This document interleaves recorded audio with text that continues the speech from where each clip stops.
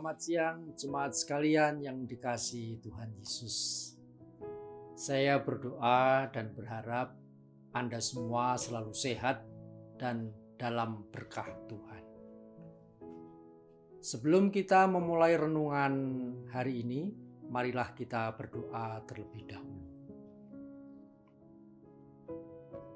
Tuhan Yesus yang baik, terima kasih atas penyertaan dan berkat-Mu hingga siang hari ini. Persiapkan hati dan pikiran kami ya Tuhan, agar kami dapat memahami firman-Mu dan dapat melaksanakannya di dalam kehidupan kami.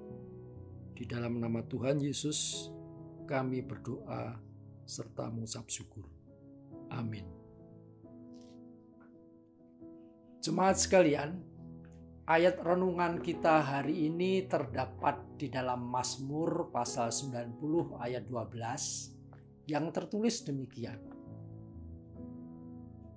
Ajarlah kami menghitung hari-hari kami sedemikian hingga kami peroleh hati yang bijaksana.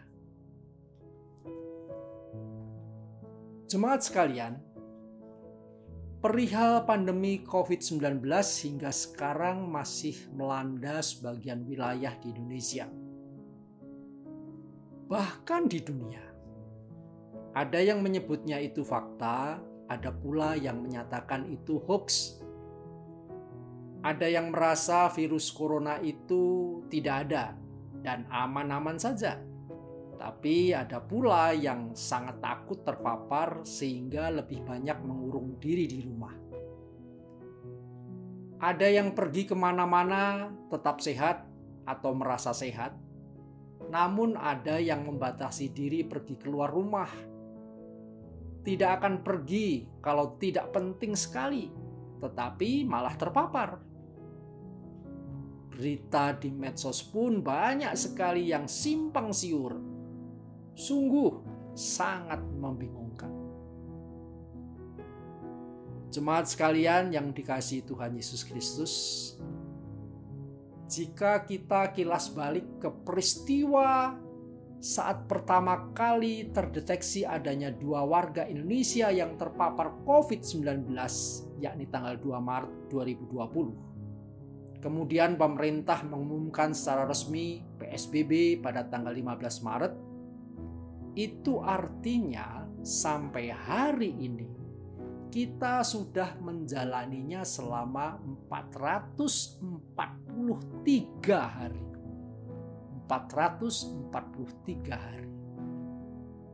Lalu harus berapa lama lagi kita akan menjalaninya? Harus berapa hari lagi kita menjalaninya? Kita belum tahu.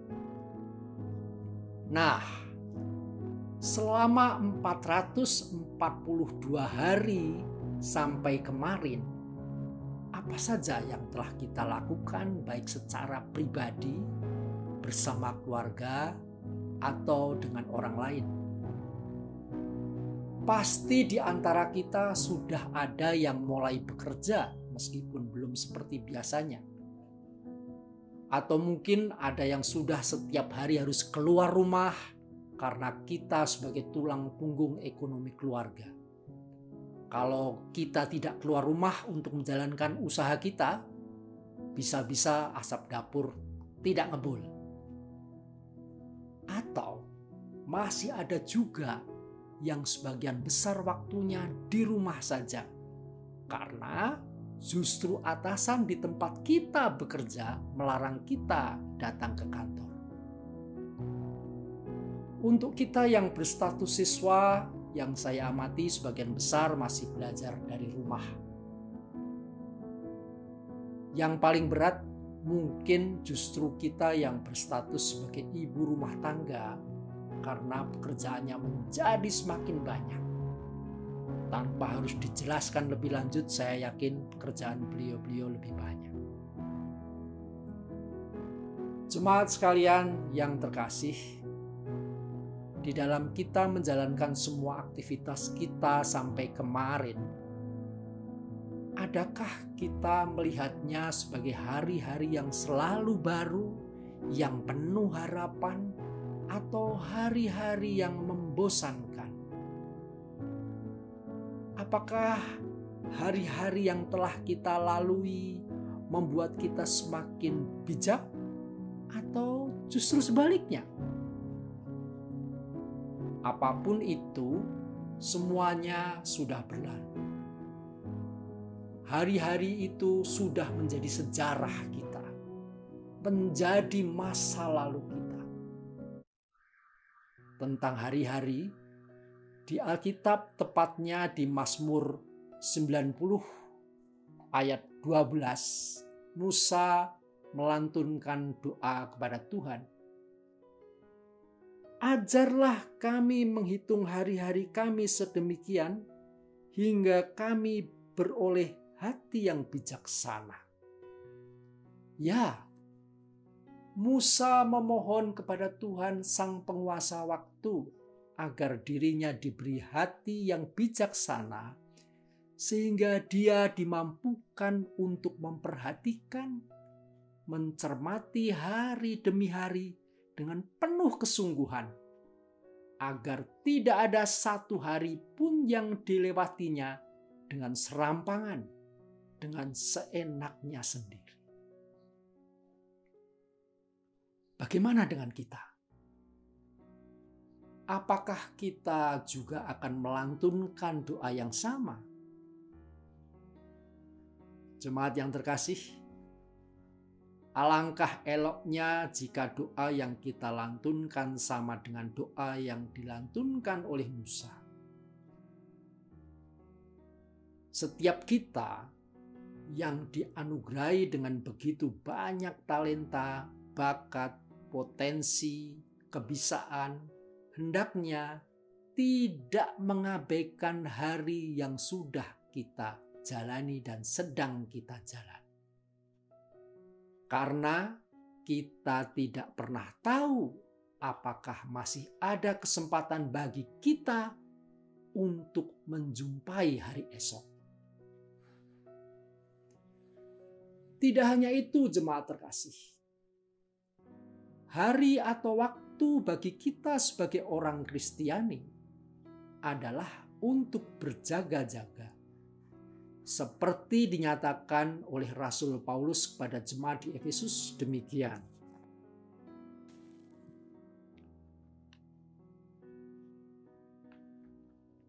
Karena itu, perhatikanlah dengan seksama bagaimana kamu hidup.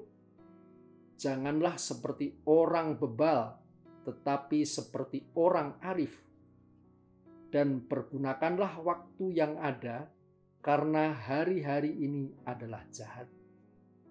Sebab itu, janganlah kamu bodoh, tetapi usahakanlah supaya kamu mengerti kehendak Tuhan. Efesus pasal 5 ayat 15 sampai dengan 17. Jadi, jemaat yang dikasihi Tuhan Yesus, marilah kita menjalani hari-hari kita dengan penuh tanggung jawab, dan hidup yang kita jalani dari hari ke hari, dari waktu ke waktu, mengikuti kehendak Tuhan, dan jangan menuruti kehendak kita sendiri. Marilah kita sebagai anak-anak Tuhan mampu menjalani hidup ini untuk memperoleh hati yang bijaksana. Semoga Tuhan Yesus memampukan kita semua. Marilah kita berdoa.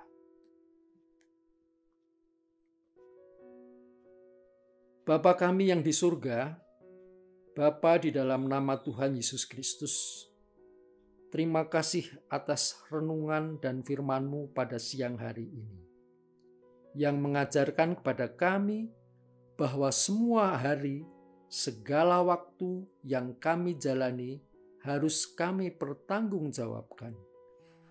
Harus kami jalani dengan cermat sehingga kami memperoleh hati yang bijaksana. Mampukan kami ya Tuhan untuk selalu memuliakan nama-Mu di dalam hari-hari yang kami jalani. Terima kasih Tuhan Yesus. Amin. Jemaat terkasih, saya percaya firman Tuhan menjadi berkat bagi kita semua. Tuhan Yesus memberkati. Terima kasih.